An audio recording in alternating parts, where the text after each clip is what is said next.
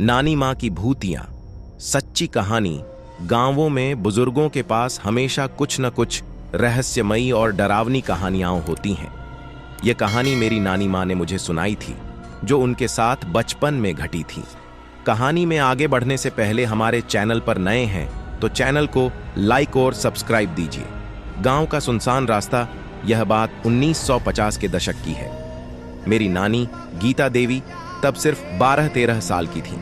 उनका गांव घने जंगलों से घिरा हुआ था और वहां रात के समय बहुत सन्नाटा छा जाता था। लोग बताते थे कि गांव के बाहर वाली कच्ची सड़क पर कुछ अजीब घटनाएं होती हैं। अचानक मिला एक अजनबी। एक दिन नानी माँ अपनी सहेलियों के साथ खेतों से लौट रही थीं। सूरज ढल चुका था और अंधेरा घिरने लगा था। गांव से कुछ दूरी पर उन्हें एक बूढ़ा आदमी मिला, जो सफेद धोती कुर्ता पहने हुए था। उसने बहुत धीमी आवाज में पूछा, बिटिया, क्या तुम मुझे गांव तक छोड़ सकती हो? नानी को कुछ अजीब महसूस हुआ, क्योंकि उस आदमी की आवाज बहुत भारी थी, जैसे गहरी गुफा से आ रही हो। उनकी सहेलियां डर गईं और तेजी से गांव की ओर भाग गईं। लेकिन नानी माँ ने सोचा कि यह सिर्फ एक बूढ़ा आदमी है। उन्होंने हिम्मत जुटाई और कहा, अच्छा बाबा, आप मेरे साथ चलिए। कुछ अजीब हो रहा था। जैसे ही नानी माँ आगे बढ़ीं, उन्हें महसूस हुआ कि बाबा के कदमों की आवाज नहीं आ रही थी। जब उन्होंने मुड़कर देखा तो उनकी रूह कांप गई। बाबा हवा में तैर रहे थे। उनकी आंखें बिल्कुल लाल थीं और उनके पैर उल्टे थे।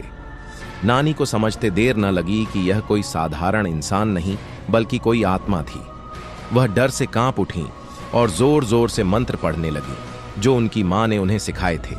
अचानक वह बूढ़ा आदमी जोर जोर से हंसने लगा और एक पल में गायब हो गया। गांव वालों की चेतावनी। नानी माँ जब गांव पहुंची तो उन्होंने यह घटना अपने दादाजी को बताई।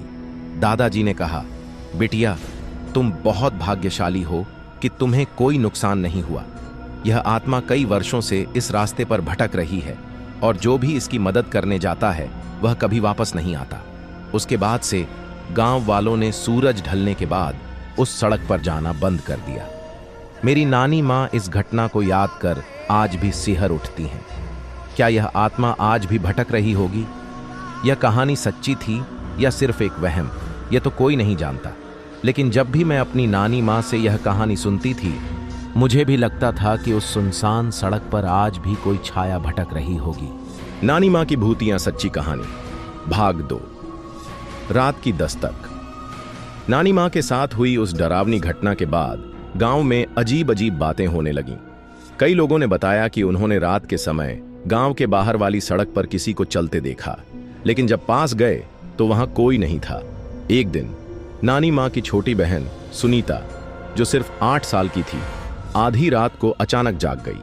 उसने देखा कि दरवाजे पर कोई दस्तक दे रहा था। वह डर गई और धीरे से उठकर खिड़की से बाहर झांका। बाहर वही बूढ़ा आदमी खड़ा था, जिसे नानी माँ ने सड़क पर देखा था। उसकी लाल आंखें अंधेरे में चमक रही थीं और वह बहुत धीमी आवाज में सुनीता को बुला रहा था, बिटिया, बाहर आओ, मैं तुम्हारा इंतजार कर रहा हूं। गायब हो गई सुनीता। सुनीता डर के मारे चीखना चाहती थी, लेकिन उसकी आवाज नहीं निकली। ऐसा लगा जैसे कोई उसकी गर्दन दबा रहा हो। जैसे ही वह पीछे मुड़ी, दरवाजा अपने आप खुल गया। सुबह होते ही घर में हड़कंप मच गया। सुनीता बिस्तर पर नहीं थी। नानी माँ और उनके परिवार ने पूरे गांव में सुनीता को ढूंढा, लेकिन वह कहीं नहीं मिली। गांव के बुजुर्गों ने कहा, यह वही आत्मा है जो पहले भी लोगों को ले जा चुकी है।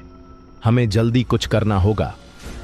गांव के तांत्रिक का हस्तक्षेप। गांव के एक बुजुर्ग तांत्रिक बाबा भैरवनाथ को बुलाया गया। उन्होंने कहा, बच्ची अभी जिंदा हो सकती है, लेकिन हमें जल्दी करना होगा।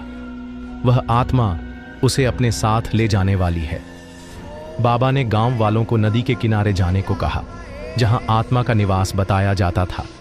जब वे वहां पहुंचे तो उन्होंने देखा सुनीता एक पुराने पीपल के पेड़ के नीचे बेहोश पड़ी थी। उसके चारों ओर अजीब सी राख बिखरी थी और पास ही में वह बूढ़ा आदमी खड़ा था, लेकिन इस बार उसकी शक्ल विकृत हो चुकी थी। आत्मा का अंत। बाबा भैरवनाथ ने तुरंत अपनी माला निकाली और मंत्र पढ़ने लगे। जैसे ही उन्होंने गंगा जल छिड़का, बूढ़ा आदमी दर्द से चिल्लाने लगा। उसकी लाल आंखें बुझने लगीं और वह धीरे धीरे काले धुएं में बदल गया। जैसे ही आत्मा गायब हुई, सुनीता ने अपनी आंखें खोलीं। वह बहुत कमजोर लग रही थी, लेकिन जिंदा थी। बाद में बाबा भैरवनाथ ने बताया कि वह आत्मा एक पुराना साधु था जो तंत्र मंत्र करता था। उसकी मौत इसी सड़क पर हुई थी और तब से वह वहां भटक रहा था, लोगों को अपनी माया में फंसाकर अपनी शक्ति बढ़ाने के लिए। उस दिन के बाद से गांव की वह कच्ची सड़क कभी भी भूतिया घटनाओं के लिए नहीं जानी गई।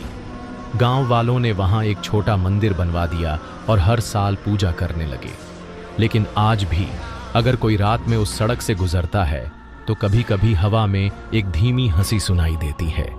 क्या वह आत्मा पूरी तरह खत्म हो गई या अब भी कहीं किसी नए शिकार की तलाश में है? नानी माँ की भूतियां सच्ची कहानी, भाग 3, रहस्यमयी परछाई। सुनीता के बच जाने के बाद गांव में सब कुछ सामान्य लगने लगा, लेकिन कुछ महीने बाद फिर से अजीब घटनाएं होने लगीं। कई लोगों ने बताया कि उन्हें रात में किसी की परछाई दिखाई देती है, जो कभी कभी पेड़ों के पीछे छिप जाती थी तो कभी किसी के घर के दरवाजे पर खड़ी मिलती थी। एक रात नानी माँ की माँ यानी मेरी परनानी घर के आंगन में सो रही थीं। अचानक उन्हें ऐसा लगा जैसे कोई उनके सिरहाने खड़ा है। जब उन्होंने आंखें खोलीं तो सामने वही बूढ़ा आदमी खड़ा था, पर इस बार उसकी शक्ल और भी डरावनी हो चुकी थी। उसकी खाल झुलसी हुई लग रही थी और उसकी आंखों से खून जैसा कुछ बह रहा था। वह धीरे धीरे झुककर फुसफुसाया, मुझे रोका क्यों? मैंने तो बस एक बच्ची ली थी, लेकिन अब तुम्हारी बारी है। परनानी के गले से चीख तक नहीं निकली। तभी घर के मंदिर में रखा घंटा अचानक जोर जोर से बजने लगा। उस आवाज के साथ ही वह परछाई गायब हो गई। बाबा भैरवनाथ की चेतावनी सुबह होते ही गांव वालों ने फिर से बाबा भैरवनाथ को बुलाया। बाबा ने बताया, हमने आत्मा को रोका था, लेकिन पूरी तरह खत्म नहीं किया। उसकी शक्ति अब भी बाकी है, वह बदला लेना चाहता है। बाबा ने कहा कि आत्मा को हमेशा के लिए मुक्त करने के लिए हवन करना होगा, लेकिन यह आसान नहीं था। आत्मा अब और ज्यादा शक्तिशाली हो गई थी और हवन के दौरान बाधा डालने की कोशिश कर सकती थी। भूतिया रात और अंतिम लड़ाई हवन करने के लिए गांव के लोग फिर से नदी के किनारे इकट्ठा हुए, जहां पहले सुनीता मिली थी। बाबा ने मंत्र पढ़ने शुरू किए और जैसे ही अग्नि जली, हवा अचानक बहुत तेज चलने लगी। चारों तरफ अजीब सी धुंध फैलने लगी। तभी जलती हुई हवन अग्नि अचानक बुझने लगी। हवा में एक डरावनी हंसी गूंज उठी। वही बूढ़ा आदमी एक काले धुएं के रूप में हवन कुंड के सामने प्रकट हुआ। उसने गुस्से में बाबा से कहा, तुम लोग मेरी शांति भंग कर रहे हो, मैं वापस आऊंगा। लेकिन बाबा ने बिना डरे हवन जारी रखा। उन्होंने एक मुट्ठी भभूत राख उठाकर उस आत्मा की ओर फेंकी। आत्मा दर्द से चीखने लगी और काले धुएं में बदलकर हवा में विलीन हो गई। क्या यह सच में खत्म हुआ? हवन के बाद गांव में सब कुछ सामान्य लगने लगा। आत्मा फिर कभी नहीं दिखी और गांव वालों ने चैन की सांस ली।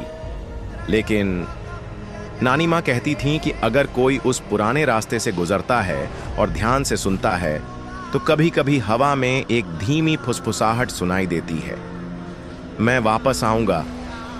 क्या सच में वह आत्मा खत्म हो गई थी या अब भी किसी कमजोर शिकार की तलाश में है? इसका अगला भाग देखने के लिए कमेंट करें।